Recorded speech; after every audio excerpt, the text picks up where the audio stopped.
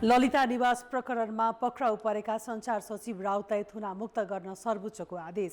कान्तिपुर समाचारमा आज राजनीतिक सम्झौताका आधारमा जुनसुकै प्रकारका मुद्दा फिर्ता लिन सक्ने गरी सरकारले अघि बढाएको विधेयकप्रति मानव अधिकार आएको आपत्ति। प्रहरीको स्कटिङमा काठमाडौँबाट 150 वटा फोहोर बोकेका गाडी बन्चरे डाँडामा। यो सँगै आज हामीसँग हुनेछन् काङ्ग्रेस केन्द्रीय समितिको बैठकमा के भयो, आर्थिक मन्दीसँगै कालो सूचीमा पर्ने व्यवसायीको संख्या बढ्दै, अन्तर्राष्ट्रियमा भारतको महाराष्ट्रमा गएको पहिरोले पुर्याएको क्षति र खेलकुदमा भलिबल सङ्घले बुझायो एसियाली खेलकुदमा सहभागी हुने महिला खेलाडीको सूची। नमस्कार, अब मुख्य समाचार। सुन तस्करी काण्डमा भरियाकै तहमा अलमलियो अनुसन्धान। छानबिनको शैलीमाथि नै विज्ञको आशंका। गृहमन्त्री भन्छन् जोसुकै भए पनि छाड्दिन्न। चामल निर्यात रोक्ने भारतको निर्णयले नेपालमा तरङ्ग। वार्षिक 12 लाख टन धान अपुग। उत्पादकत्व बढाउन र खाने बानीमा परिवर्तन ल्याउन खाद्यविदको सुझाव। उच्च शिक्षा अध्ययन गर्ने प्राज्ञिक थलो राजनीतिक आस्था र पूर्वाग्रहले आक्रान्त। त्रिवीमा 1 महिनादेखि तालाबन्दी। संस्कृत र सुदूरपश्चिम विश्वविद्यालयमा पनि ताला। भारतको महाराष्ट्रमा पहिरोमा परि मृत्यु हुनेको संख्या 18 पुग्यो। 100 जना बेपत्ता। अविरल वर्षा र कठिन भौगोलिक संरचनाले उद्धारमा समस्या। र फिफा महिला विश्वकपमा स्पेन र स्विट्जरल्यान्डको विजयी सुरुवात। क्यानाडा र नाइजेरिया बीच बराबरी। डिफेन्डिङ च्याम्पियन अमेरिका र भियतनामको भिडन्त भोलि।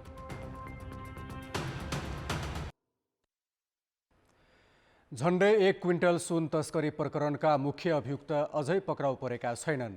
राजस्व अनुसन्धान विभागले अहिलेसम्म यो प्रकरणमा 10 जनालाई पक्राउ गरे पनि सुन कसको हो भन्ने पत्ता लगाउन सकेको छैन। पक्राउ परेकाहरूसँग विभागले बयान लिने काम जारी राखेको छ। त्रिभुवन अन्तर्राष्ट्रिय विमानस्थल भन्सार कार्यालयबाट भन्सार जाँच समेत पास गरेर निकालिएको सामानमा राजस्व अनुसन्धान विभागले बरामद गरी जाँच गर्दा झण्डै 1 क्विन्टल सुन भेटिएको थियो। यो घटनामा पक्राउ परेका 1 चिनिया र 1 भारतीय सहित 10 जनाले नै यो सुन आफ्नो नभएको बताएका छन्। त्यही कारण यो सुन कसले ल्याएको हो भन्ने पत्ता लगाउन विभागलाई हम्मे परेको छ। पक्राउ परेकाहरूसँग बयान लिने क्रमसँगै थप अनुसन्धान जारी रहेकाले सकेसम्म चाँडै मुख्य अभियुक्तसम्म पुग्ने दाबी विभागको छ। पक्राउ परेकाहरू यति ठूलो कारोबारमा संलग्न रहेको भन्न सकिने आधार समेत विभागले भेट्न सकेको छैन। यो घटनामा निकै ठूलो गिरोह नै संलग्न रहेको आशंका विभागले गरेको छ। त्यति मात्र होइन, माथिल्लो तहको राजनीतिक वा प्रशासनिक संयन्त्रको समेत संलग्नताको आशंका छ। हङकङबाट ल्याइएको ठूलो परिमाणको सुन नेपालमै खपत हुने सम्भावना नभएकाले भारत लैजान ट्रान्जिटको रूपमा त्रिभुवन विमानस्थल प्रयोग भएको अनुमान छ। घटनाको अनुसन्धान नेपालमा मात्रै सीमित गरेर मुख्य अभियुक्तसम्म पुग्ने सम्भावना कम हुने विज्ञ बताउँछन्। नेक्सस र पोलिटिसियनहरूको एक्सेस, जब व्यापारीहरूसँग चाहिँ त्यो एक्सेस हुन्छ र नेक्सस दुइटै हुन्छ अनि मात्र निर्वाध रूपमा यस्ता किसिमका अपराधहरू हुने गर्छन्। झन्डै 1 अरब रुपियाँ जो बराबरको तपाईँले चाहिँ लगानी गरेर तपाईँले प्रफिट जम्मा 4-5 करोडको मात्रै तपाईँ त्यहाँ प्रफिट आउँछ भनेपछि त्यति पैसा त तपाईँले ब्याङ्कमा राखेर फिक्स डिपोजिटमै पनि आउँछ त्यो पैसा। त्यसैले तपाईँले के अनुमान गर्नु पर्यो भने कि यो चाहिँ निर्वाध रूपमा निरन्तर रूपमा भइरहेछ र ढुक्कका साथ भइरहेछ भन्ने कुरा छ। भन्सार कार्यालयबाट जाँच पास भएर सुन बाहिरिएपछि त्रिभुवन विमानस्थल भन्सार कार्यालय र त्यहाँको सुरक्षाका बारेमा पनि प्रश्न उठिसकेको छ। उपप्रधान तथा गृहमन्त्री नारायण काजी श्रेष्ठले आज विमानस्थल भन्सार र अध्यागमन कार्यालयको निरीक्षण गर्दै घटनामा जोसुकै भए पनि कारबाहीको दायरामा ल्याएरै छाड्ने दाबी गरे। हामीले यो छानबिन र अनुसन्धानको प्रक्रियालाई यसको जरैसम्म पुग्ने गरी अगाडि बढाउनुपर्छ र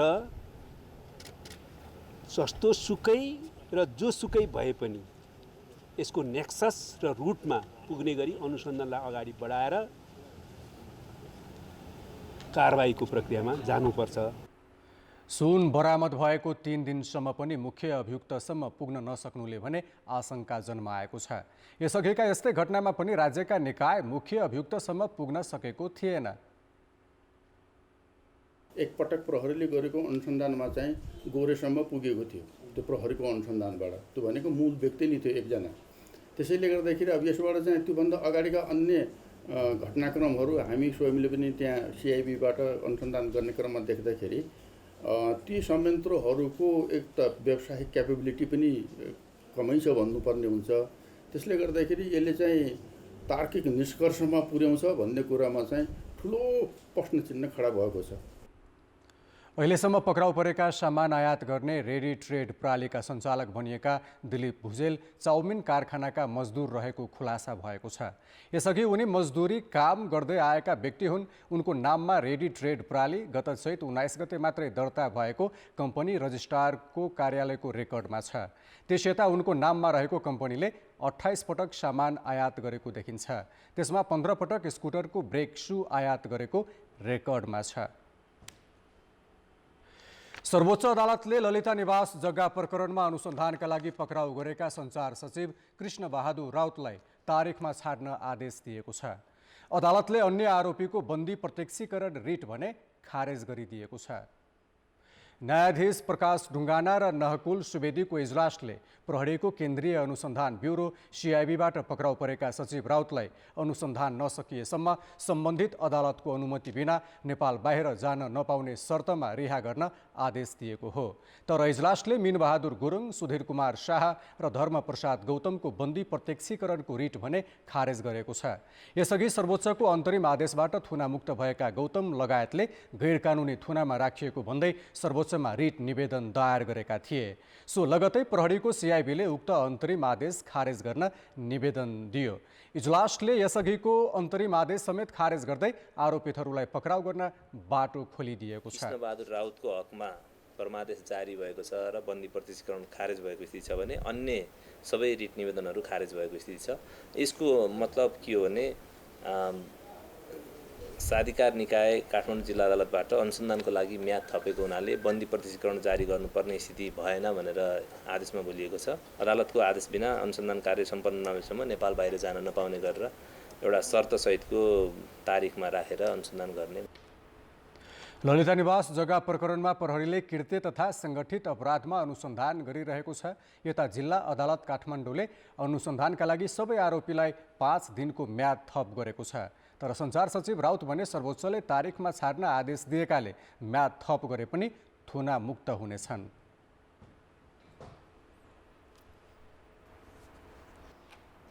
ललिता निवास जग्गा प्रकरणमा थप एकजना पक्राउ परेका छन्।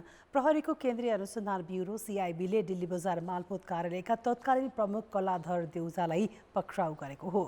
आफूलाई पक्राउ नगर्न माग गर्दै तत्कालीन सहसचिवद्वय कलाधर देउजा र टीकाराम घिमिरे सहितले गत वर्ष दायर गरेको रिट सर्वोच्चले खारेज गरेसँगै सिआइबीले देउजालाई पक्राउ गरेको हो। गत वर्षको सोही रिटमा भएको अन्तरिम आदेशलाई देखाएर सहसचिव देउजा सहितका आरोपित प्रहरीले पक्राउ गरे लगत्तै छुटेका थिए। दिल्ली बजार मालपोतमा रहँदा देउजाले सरकारी जग्गा व्यक्तिको नाममा लैजाने कार्य गरे बापत 4 रोपनी 2 पैसा जग्गा बखस स्वरूप पाएको आरोप छ। राष्ट्रिय मानव अधिकार आयोगले केही नेपाल ऐन संशोधन गर्न बनेको विधेयकमा राखिएका प्रावधानप्रति चिन्ता व्यक्त गरेको छ। आयोगले आज पत्रकार सम्मेलन गरेर शान्तिपूर्ण राजनीतिको मूलधारमा आउनेहरूको मुद्दा फिर्ता लिन सक्ने गरी सरकारले ल्याएको विधेयकको विरोध गरेको हो। विधेयक हाल संसदमा विचाराधीन छ।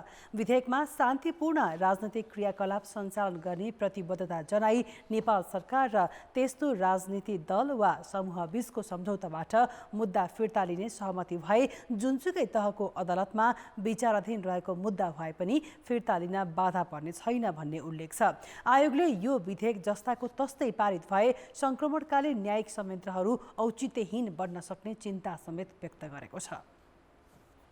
कतिपय मुद्दामा चाहिँ नि सरकारबाट फिर्ता लिनुको लागि अदालतमा निवेदन दिन्छ।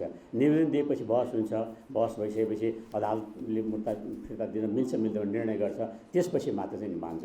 तर यो प्रक्रिया चाहिँ नभए हुनाले चाहिँ यो डाइरेक्ट चाहिँ नि एउटा आफ्नो स्वेच्छाले चाहिँ लिन सक्ने अवस्था भए हुनाले निश्चय पनि यो त फौजदारी न्याय पेशा असर पर्ने भइहाल्छ नि। आयोगले विधेयकमा राखिएका यस्ता प्रावधानले हिंसात्मक तथा गम्भीर प्रकृतिका फौजदारी अपराध गर्नेहरू पनि उम्किन सक्ने भन्दै सरकारको ध्यानकर्षण गराएको छ। गम्भीर मानव अधिकार उल्लङ्घनका विषयमा कुनै पनि बहानामा दोषीलाई उन्मुक्ति दिने कुरामा सहमत हुन नसक्ने चेतावनी आयोगले दिएको छ। आयोगले विगतदेखि नै सरकार र सम्बद्ध पक्षलाई गराएको ध्यानकर्षण कार्यान्वयन नभएकोमा समेत चिन्ता व्यक्त गरेको छ। बेपत्ता पारिएका व्यक्तिको छानबिन सत्य निरूपण तथा मेलमिलाप आयोग ऐन संशोधन गर्न बनेको विधेयकमा सहमति जुटाउन गठित उपसमितिले थप 15 दिन समय पाउने भएको छ। प्रतिनिधि सभा अन्तर्गतको कानुन न्याय तथा मानवाधिकार समितिको आज बसेको बैठकले 11 सदस्यीय उपसमितिलाई थप 15 दिन समय दिने निर्णय गरेको हो। बैठकमा सदस्यहरूले विधेयकमा सबै पक्षको सहमति जुटाउन सुझाव दिएका छन्। यो 2 हप्ताको म्याप थप गर्ने भन्ने प्रस्ताव छ। अब यसलाई चाहिँ तपाईहरूले आजको दिनसम्म जे जति छलफल गर्नुभयो त्यसलाई कानुनी ढाँचामा एउटा चाहिँ कागजमा उतार्नको लागि पनि समय चाहिँ तपाईहरूले माग्नु भएको होला। तर अब बारम्बार समय थप गर्ने कुरा पनि त्यति उपयुक्त नहोला। एकचोटिलाई चाहिँ समय थप गर्दाखेरि उचितै हुन्छ भन्ने चाहिँ मेरो बुझाइ छ। हामीलाई 10 दिन भयो पुग्छ, अब हामी काम सिद्ध्याउँछौँ भन्ने हो। एक दिन विज्ञहरूको सँगको छलफल हामीले तय नै गरेका थियौँ, त्यो बाँकी छ।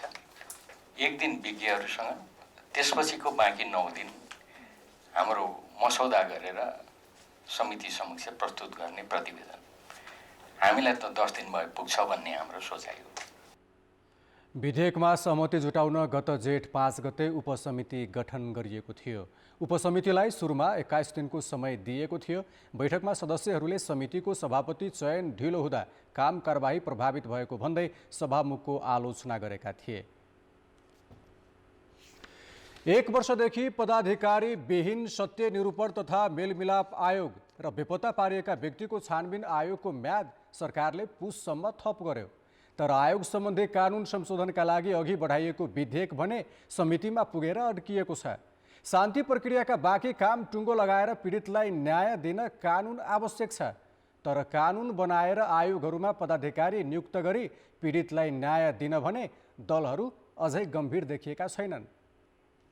2063 मङ्सिर 5 गते सरकार र तत्कालीन विद्रोही माओवादी बीच भएको शान्ति सम्झौताको 8 वर्षपछि अर्थात् 2071 सालमा संक्रमणकालीन न्याय निरूपण गर्न सरकारले गठन गरेका सत्य निरूपण तथा मेलमिलाप र बेपत्ता छानबिन आयोगले काम पूर्ण गर्न सकेनन्। सत्य निरूपण तथा मेलमिलाप आयोगमा 63,000 भन्दा बढी र बेपत्ता आयोगका 3300 उजुरी छन्। अहिलेको ऐनले पीडितलाई न्याय दिलाउन नसक्ने भएपछि सरकारले प्रतिनिधि सभामा बेपत्ता पारिएका व्यक्तिको छानबिन सत्य निरूपण तथा मेलमिलाप आयोग सम्बन्धी तेस्रो संशोधन विधेयक पेश भयो। यो विधेयकमाथि थप छलफल गरी प्रतिवेदन तयार पार्न भन्दै संसदले मानव अधिकार समितिमा पठायो। समितिले जेठ 5 गते 11 सदस्यीय उपसमिति गठन गरेको छ। तर उपसमिति गठनको 2 महिना बित्दा समेत विधेयकमाथि छलफल हुन सकेको छैन।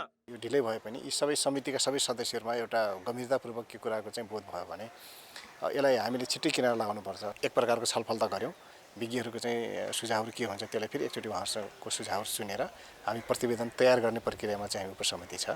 आज 15 दिनको चाहिँ समय थपिएको छ र त्यो अवधिमा अब छिट्टै नै युद्ध स्तरमा गरेर चाहिँ यो टिआरसी विधेयक चाहिँ हामी फुल समितिमा चाहिँ पेश गर्छौँ। विधेयक पारित नहुँदा द्वन्द्वकालमा भएका घटनाका पीडितले 17 वर्षदेखि न्याय पाउन सकेका छैनन्। सर्वोच्च अदालतले समेत पीडितलाई तत्काल न्याय दिलाउन भने पनि दलहरू गम्भीर नदेखिएको जानकार बताउँछन्। संसदमा छलफलबाट संशोधन हुनुपर्ने जति गर्नुपर्ने त्यही चाहिँ हुन्छ। पीडितले पनि त्यही कुरा राखे हुन्छ। अब फेरि देशभरि पीडितको राय सङ्कलन गरेर वा तत्कालीन विद्रोहीहरूको राय सङ्कलन गरेर त सम्भव छैन नि त। यो त अनन्तकालसम्म जान्छ, कहिले पनि समस्या समाधान हुँदैन। टाइम चाहिँ वास्तवमा घर्किसकेको छ है। यो अधिवेशनबाट यो कानुन पास गर्न अनिवार्य छ। यदि पास गर्न सकेन भने सांसदहरू समितिमा बस्नेहरूले पनि के जवाफदेही हुनुपर्ने हुन्छ भन्दा उहाँहरूलाई त सुम्पेको छ त सरकारले। अहिले सरकारले त्यो विधेयक लगेर पार्लियामेन्टमा राखिदिइसकेपछि पार्लियामेन्टको प्रपर्टी भएको छ नि, अनि पार्लियामेन्टले त्यसमा इनिसिएटिभ लिनु परेन। त्यसो त संशोधन विधेयकमा पनि द्वन्द्वकालमा भएका जघन्य अपराधलाई मानवाधिकारको गम्भीर उल्लङ्घनभित्र नपारिएको, पीडकलाई उन्मुक्ति दिने मनसाय राखिएको र विशेष अदालतले गर्ने मुद्दाको फैसला विरुद्ध पुनरावेदन नलाग्ने प्रावधान राखिएको भन्दै पीडित पक्षको असन्तुष्टि छ। तर द्वन्द्वमा संलग्न सबैलाई कठघरामा उभ्याउँछु वा सबैलाई उन्मुक्ति दिन्छु भन्ने दुवै सोचाइ न्याय निरूपणको बाधक भएको बुझाइ विज्ञको छ। अब कसैलाई यसलाई अलि चाँडो गर्नुपर्ने होला, कसैलाई यसलाई ढिलो गर्नुपर्ने होला, होइन? अब ढिलो गर्दाखेरि आफ्नै राजनीतिक फाइदाहरू हुन सक्छन्, तर यसलाई त्यो विषय नबोलाइयोस्। अब पार्लियामेन्टमा बोल्दाखेरि वा अन्यत्र फोरममा बोल्दा चाहिँ दलहरूले के भन्नुभएको छ भने हामी यसलाई चाहिँ अरू कुरामा हाम्रो डिफ्रेन्सेसहरू भए पनि यसमा चाहिँ हामी एक छौँ भन्नुहुन्छ उहाँहरू। हामीले त्यही कुरालाई अहिलेसम्म पत्याएर आएका छौँ, होइन? तर वास्तवमा व्यवहारमा त्यो विधेयक चाहिँ अगाडि बढ्न नसक्दाखेरि दलहरूको बिचमा कुनै लेभलमा कन्सेन्सस चाहिँ तयार भएको छैन कि भन्ने लाग्छ। जस्तो सोही कानुन बनाए पनि अब हदम्यादभित्रै त्यो मुद्दा आएन भने कसलाई के सजाय हुन्छ? केही पनि हुँदैन। सजाय भएन भने वास्तवमा त्यो पीडितहरूको चाहना त पुरा हुन सक्दैन। त्यो कारणले पनि यो ऐन बनाउँदाखेरि, ऐन संशोधन गर्दाखेरि त्यसमा चाहिँ यो सशस्त्र द्वन्द्वको क्रममा भएका मानवाधिकार उल्लङ्घनका घटनाहरूमा हदम्याद नलाग्ने भनेर एउटा व्यवस्था चाहिँ अनिवार्य रूपमा राख्नुपर्छ। राजनीतिक दलहरूले आफ्नो स्वार्थभन्दा माथि उठेर पीडितका समस्या सम्बोधन गर्न पहल गरेको देखिँदैन। त्यही कारण अन्तर्राष्ट्रिय क्षेत्रमा पनि देशले आलोचना खेप्दै आएको छ। कान्तिपुर समाचारका लागि क्यामेरामा विकास जोशी र मुरारी घिमिरेका साथ सुपिन्द्र श्रेष्ठ, काठमाडौँ। नेपाली काङ्ग्रेस केन्द्रीय समिति बैठकमा केन्द्रीय सदस्यहरूले पार्टी र सरकार सञ्चालनप्रति असन्तुष्टि जनाएका छन्। सानेपा स्थित पार्टी मुख्यालयमा जारी चौथो दिनको बैठकमा सदस्यहरूले पार्टी तथा सरकार सञ्चालनमा गम्भीर असन्तुष्टि जनाएका हुन्। पार्टी विधान अनुसार नचलेको र सरकारमा सहभागी मन्त्रीहरूले पार्टीसँग समन्वय नै नगरेको उनीहरूको भनाइ छ। अहिले हाम्रो मन्त्रीज्यूहरू जुन हुनुहुन्छ, 9 जना मन्त्रीज्यू हुनुहुन्छ, उहाँहरूलाई हामीले भेट्न सक्दैनौँ भने जिल्लाका कार्यकर्ता साथीहरूले कसरी भेट्ने? हामी खुइल्याउने प्रतिस्पर्धामा छौँ।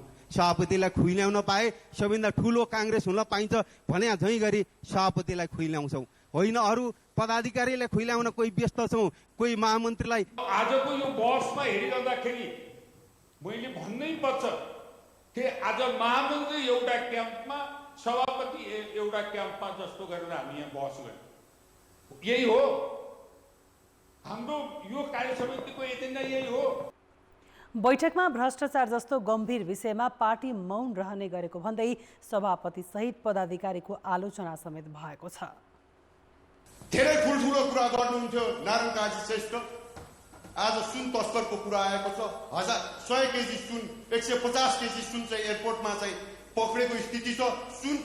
सुनको पक्रिँदाखेरि म यहाँ साथीहरूलाई भन्न चाहन्छु, गृहमन्त्रीको नाम आएको छ, माओवादी नेता महराको नाम आएको छ, केपी ओलीको नाम आएको छ। यो विषयमा हाम्रो साथीहरूले बोल्ने कि नबोल्ने, नेपाली काङ्ग्रेसले बोल्ने कि नबोल्ने? कानुनी राज्यमा कानुनको निर्णय हुनुपर्छ। अदालतको फैसलापछि मात्रै को दोषी हो को होइन भन्ने प्रमाणित हुन्छ। ललित निवास भुटानी शरणार्थी र हिजो मात्र 1 क्विन्टल सुन एयरपोर्ट बरफ आएको कुरा जस्तो भ्रष्टाचारलाई, जो यसरी संवैधानिक रूपले भ्रष्टाचारमा लागेको छ, त्यसलाई निर्मम तरिकाले नेपाली काङ्ग्रेसले कारबाही गर्न सहयोग पनि गर्नुपर्छ। केही केन्द्रीय सदस्यले अहिलेको निर्वाचन प्रणाली परिवर्तन गर्न काङ्ग्रेसले नै अगुवाई गर्नुपर्ने धारणा राखे। अहिलेको विद्यमान व्यवस्थाभित्रबाट कसैले पनि बहुमत ल्याउने स्थिति छैन, यो स्थिरता दिने स्थिति छैन। अनि हामी निर्वाचनभन्दा अगाडि गठबन्धन गर्नु हुँदैन भनेर भनिरहँदा त्यसको सान्दर्भिकता अन्त्य गर्ने स्थिति छैन। त्यसकारण केही संवैधानिक प्रावधानहरूलाई संशोधन गर्नका निम्ति नेपाली काङ्ग्रेसले नेतृत्व गर्नुपर्छ। समानुपातिकमा अब एकचोटि भन्दा नराख्ने राम्रो कुरा हो, तर हामीले खोज्दा एकदमै जुनियर मान्छे आइदिने अनि पार्टीको त्यो भनौँ न मर्मै नबुझा मान्छेलाई हामीले राजनीतिमा ल्याएर के हुन्छ? बैठकमा विभिन्न 10 बुँदामा छलफल भइरहेको छ। अहिलेसम्म 114 केन्द्रीय सदस्यले आफ्नो धारणा राखेका छन्। आइतबार 11 बजे पुनः बैठक बस्नेछ। नेपाली काङ्ग्रेसले 11 महिनामा लाइभ बैठक बसेर चर्चा कमाइरहँदा अर्को सत्तारूढ दल नेकपा माओवादी केन्द्रको भने बैठक नबसेको वर्ष दिन बितिसकेको छ। पार्टीका जनवर्गीय संगठनहरू निष्क्रिय राखेर मुख्य नेतृत्व सत्ता राजनीतिमा केन्द्रित हुँदा तल्लो तहमा असन्तुष्टि देखिन थालेको छ। प्रधानमन्त्री पुष्पकमल दाहालले पार्टीको विद्यार्थी संगठनले आयोजना गरेको एक कार्यक्रममा पार्टीका नेताहरूले आफूलाई असहयोग गरेको भाव व्यक्त गरे।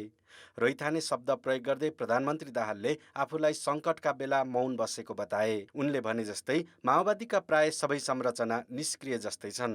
बहुपदीय संरचनामा गएको माओवादी केन्द्रमा 21 सदस्यीय पदाधिकारी छन्। केन्द्रीय सदस्य 373 र वैकल्पिक केन्द्रीय सदस्य नै 94 जना छन्। तर केन्द्रीय समिति बैठक नबसेको 1 वर्षभन्दा बढी भइसक्यो। उसले आफ्ना संरचनाहरूलाई काम समेत दिन सकेको देखिँदैन। सरकारमा भएका राम्रा कामहरू पनि हामीले जनताको बिचमा पुर्याउन सकेका छैनौँ र सरकारमा प्रति फैलाइएका अफवाहहरू भनौँ न, नेतृत्वप्रति फैलाइएका अफवाहहरूलाई पनि राम्रोसँग चाहिँ त्यसलाई के डिफेन्स गर्न सकेका छैनौँ। भन्दाखेरि हाम्रो पार्टीको नेतृत्व छ नि, यत्रो धेरै ठुलो पदाधिकारी छ, पदाधिकारीले के हेरेर बसेका छ, पदाधिकारीको काम के हो भन्ने प्रश्न पनि यहाँ चाहिँ छ।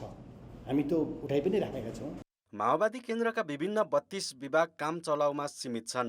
22 जनवर्गीय संगठनमध्ये कतिपय विवादमा रुमलिएका छन् भने धेरै जसो निष्क्रिय छन्। केही त भएको छ, तर जति हुनुपर्ने त्यति समग्र पार्टी कार्यकर्ता पनि परिचालित भएको छैन। नेताहरू पनि चाहिँ जसरी परिचालित हुनुपर्ने त्यो भएको छैन। र मलाई के लाग्छ भने अब हामी पदाधिकारीको बैठक त बसि नै राखेका छौँ।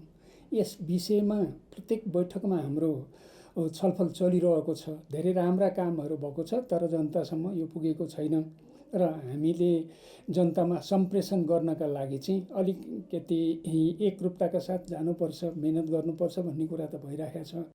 माओवादीले सरकारमा सहभागी मन्त्रीहरूलाई पार्टी कार्यालयमा हप्ताको 1 दिन अनिवार्य कार्यकर्तासँग भेटघाटको कार्यतालिका बनाए पनि कार्यान्वयन गर्न सकेन। पार्टी कार्यालयमा भन्दा सिंहदरबार र बालुवाटारमै पार्टीका नेता रमाउने गरेका छन्। यसले माओवादी केन्द्रका सबै संरचनामा निराशा छाएको देखिन्छ। सरकारको नेतृत्व गरिरहेको पार्टी सक्रिय र चलायमान हुनुपर्ने हो, तर भद्दा पदाधिकारी, केन्द्रीय समिति, जनवर्गीय संगठन, विभागहरू निष्प्रभावी जस्तै देखिन्छ।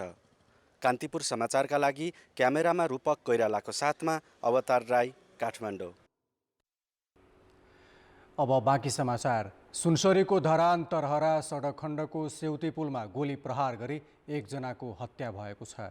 लुटेरा समूहको गोली प्रहारबाट घाइते भएका विराटनगरका रोहित चौधरीको मृत्यु भएको सुनसरी प्रहरी प्रमुख प्रहरी उपरीक्षक प्रभु प्रसाद ढकालले जानकारी दिए।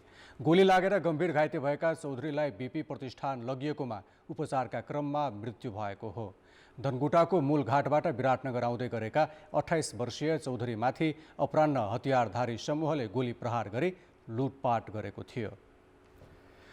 अत्यन्त गोप्य सूचनाको जासुसी हुन सक्ने अवस्थाले राष्ट्रिय सुरक्षा र सार्वभौमिकतामा समेत प्रभाव पार्न सक्ने भन्दै विज्ञहरूले सरकारलाई सजग गराएका छन्।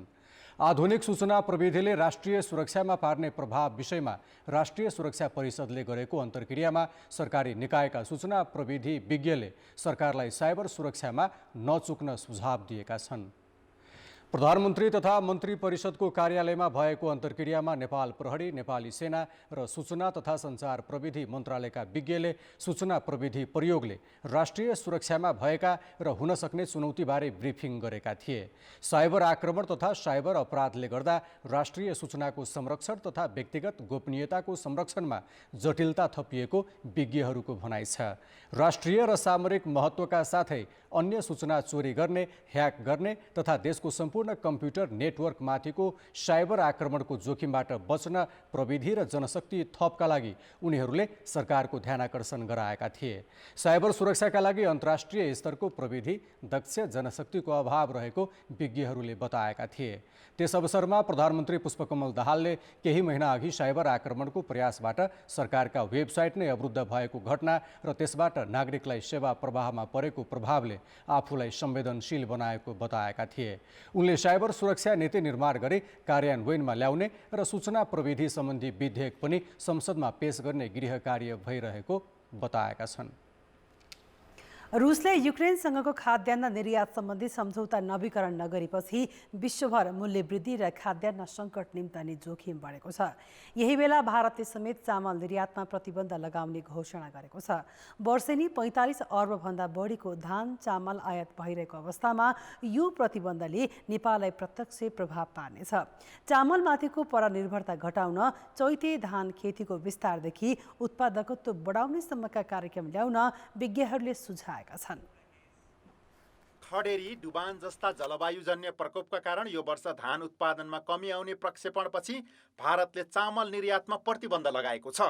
विश्वभर चामल निर्यातमा 40% हिस्सा ओगट्ने भारतको यो कदमले नेपालको खाद्य सुरक्षामा समेत गम्भीर असर पुग्ने कृषि अर्थशास्त्रीहरूको भनाइ छ। नेपाल सहित त्यसलाई चाहिँ प्रतिबन्ध लगायो भने, किनकि हाम्रोमा आउने बासमती भन्दा पनि धेरै बासमती पनि त आउँछ, तर त्योभन्दा धेरै मोटा मध्यम खाले चामलहरू आउँछ जुन हाम्रो मध्यमवर्गीय परिवारको मुख्य खानाको स्रोत हो होइन। त्यसकारणले हामीले खाद्य सुरक्षामा त एकदमै तत्कालै त्यसको असर देखिन्छ, मूल्य वृद्धि त छँदै नै छ। कृषि तथा पशुपन्छी विकास मन्त्रालयका अनुसार नेपालमा झन्डै 55 लाख मेट्रिक टन धान उत्पादन हुने गरेको छ। अझै 12 लाख मेट्रिक टन अपुग छ, तर सरकारी आकलनभन्दा धेरैको धान चामल आयात हुने गरेको छ। भन्सार विभागका अनुसार पछिल्लो 11 महिनामा मात्रै 45 अर्बभन्दा बढीको धान चामल आयात भएको छ। भारतले प्रतिबन्ध लगाएको अवस्थामा यसको पूर्ति कसरी हुन्छ? भनेको 100 केजी आवश्यक पर्छ भने 20 केजीमा हाम्रो भारतमा भर पर्नु परेको अवस्था छ। यसलाई चाहिँ यो सन्दर्भमा हामीले दुईटा कोणबाट हेर्नुपर्छ। एउटा, यसले हाम्रो लागि अपर्च्युनिटी पनि क्रिएट गरेको छ। अब यसले सँगसँगै खाद्य सुरक्षामा चाहिँ एउटा चुनौती थपिएकै भन्नुपर्छ। हामीले अलिकति हाइब्रिड जातको धानको विकास अहिले केही विकास पनि भएको छ होइन। हर्दीनाथ हाइब्रिड 1, 2 लगायतका सिरिजमा त्यसलाई प्रवर्धन गरेर त्यसको बिउ स्थानीय तहसम्म उपलब्ध गराउन सक्दाखेरि हामीलाई चाहिने जुन करिब 10 देखि 12 लाख टन धानको जुन डेफिसिट छ, कमी छ, त्यसलाई परिपूर्ति गर्ने अवस्था पनि बन्छ। चैते धानको प्रवर्धन गर्न पनि हामी सक्छौँ। नेपालमा 40 लाख हेक्टर खेतीयोग्य जमिन मध्ये 13 लाख हेक्टरमा मात्र धान रोपाइँ हुने गरेको छ। त्यसमा पनि सिँचाइको सुविधा 1/3 पनि छैन। यसबाहेक समयमा रासायनिक मल नपाउने, प्रविधिको पहुँच अभाव जस्ता आधारभूत समस्या धानको उत्पादकत्व बढाउन चुनौती बनेका छन्। 60% भन्दा बढी नागरिक कृषिमा आश्रित भए पनि वर्षेनी 3 खर्बभन्दा बढीको कृषिजन्य वस्तु आयात भइरहेका छन्। रुस युक्रेन बीचको खाद्यान्न निर्यात सम्बन्धी सम्झौता नवीकरण नगर्दा विश्वभर उत्पन्न हुने खाद्य सङ्कटको जोखिम र जलवायु परिवर्तनले सिर्जना गरेका समस्याका बीच अधिकांश मुलुकले खाद्यान्न भण्डारण र व्यवस्थापन थालिसकेका छन्। तर नेपालमा यसको चर्चासम्म छैन। यसै पनि 30 भन्दा बढी जिल्ला खाद्य असुरक्षित जिल्लाका रूपमा सूचीकृत भइसकेको अवस्थामा नेपाल पनि विश्व परिस्थितिको सामना र असर न्यूनीकरणतर्फ लाग्ने बेला भएन र? कान्तिपुर समाचारका लागि क्यामेरामा राजेन्द्र महर्जनका साथ सुमन पन्थ, काठमाडौँ। साउनको पहिलो सातासम्म देशभर 68% क्षेत्रफलमा रोपाइँ सकिएको छ। कृषि तथा पशुपन्छी विकास मन्त्रालयका अनुसार यो गत वर्षभन्दा 20% कम हो। गत वर्ष यो अवधिमा 88% क्षेत्रफलमा रोपाइँ भएको थियो। अन्न भण्डार मानिने मध्य प्रदेशमा सबैभन्दा कम 46% मात्रै रोपाइँ भएको छ। यस्तै कोशी प्रदेशमा 73%, बागमतीमा 65%, गण्डकीमा 67%, लुम्बिनीमा 74%, कर्णालीमा 76% र सुदूरपश्चिममा 98% क्षेत्रफलमा रोपाइँ सकिएको छ। तराईमा पर्याप्त वर्षा नहुँदा रोपाइँ कम भएको हो। अब जनताको आवाज। आज हामीले 7 प्रदेशमा सोधेका छौँ, खाद्यान्नमा बढ्दो परनिर्भरता हटाउन के गर्नु पर्ला?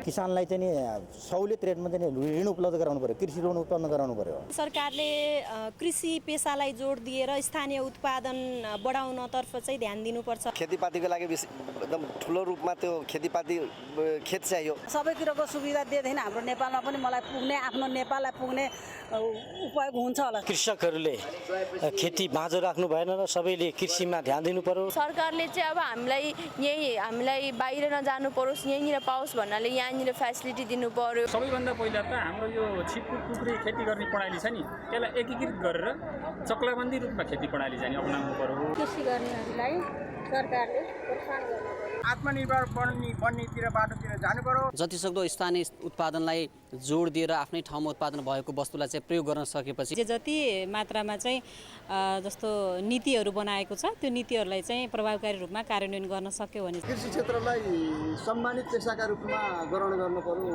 सरकार र पब्लिक क्षेत्रले। सिँचाइको सुविधा दिनु पर्यो, मल खादको सुविधा दिनु पर्यो। दुध, अन्डा, फलफुल इत्यादिहरू सब आफ्नै देशमा उत्पादन गर्ने जनशक्ति तयार गर्नु पर्यो। राज्यले पनि यसलाई अब मलहरू अनुदान दिनु पर्यो। कृषिमा चाहिँ धेरै लगानी गरेर चाहिँ किसानलाई चाहिँ अनुदान दिने। कृषि विज्ञ खटाउनु पर्यो।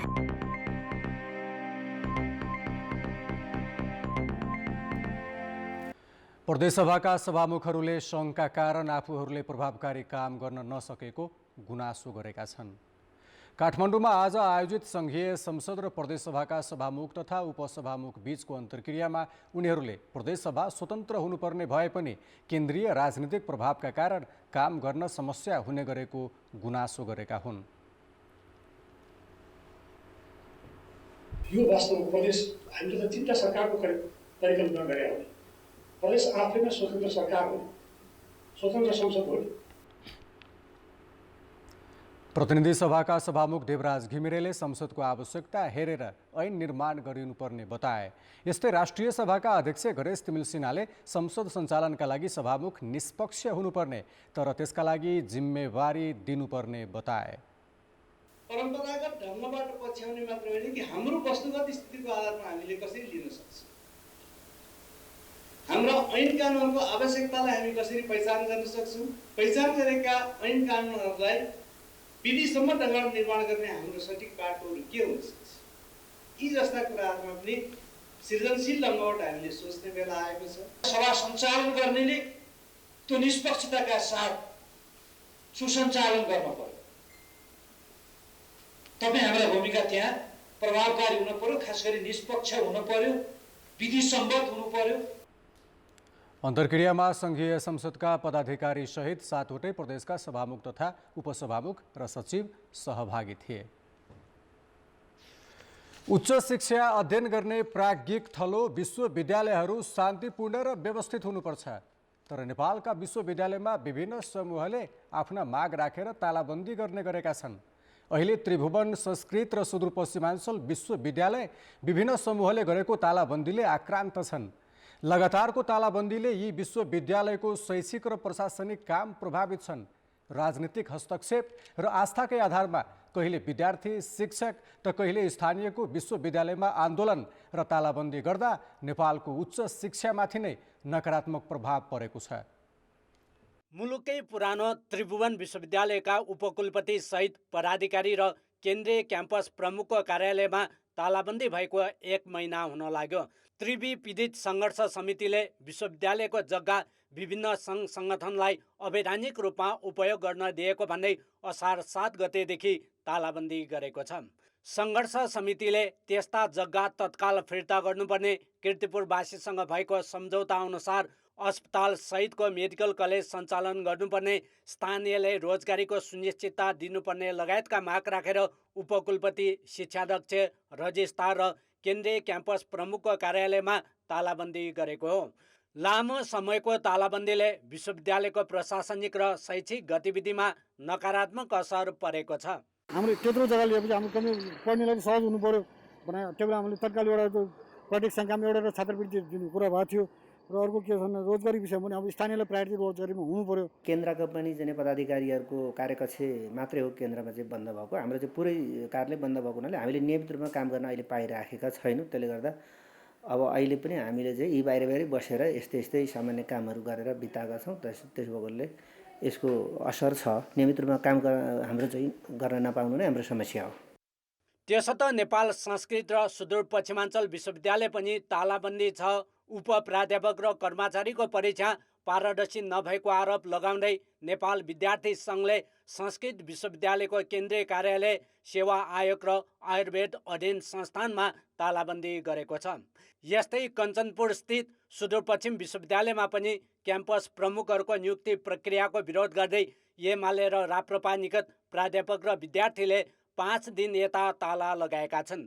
विश्वविद्यालयहरूमा गरिएको तालाबन्दीले शैक्षिक क्यालेन्डरसँगै पठन पाठनमै गम्भीर समस्या भएको विद्यार्थी तथा शिक्षक बताउँछन्।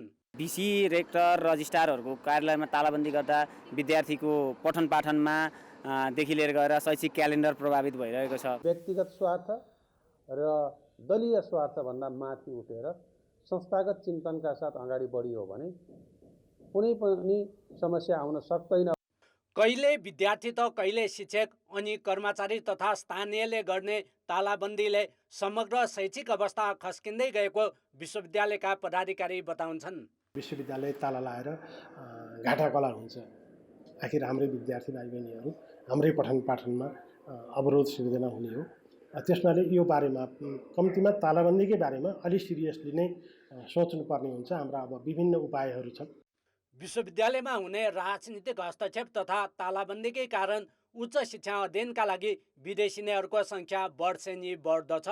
उच्च शिक्षाको अध्ययन अनुसन्धान गर्ने प्राज्ञिक थलोमा राजनीतिक हस्तक्षेप र तालाबन्दी मुक्त गर्न राजनीतिक दलहरूले पनि चासो दिएका छैनन्।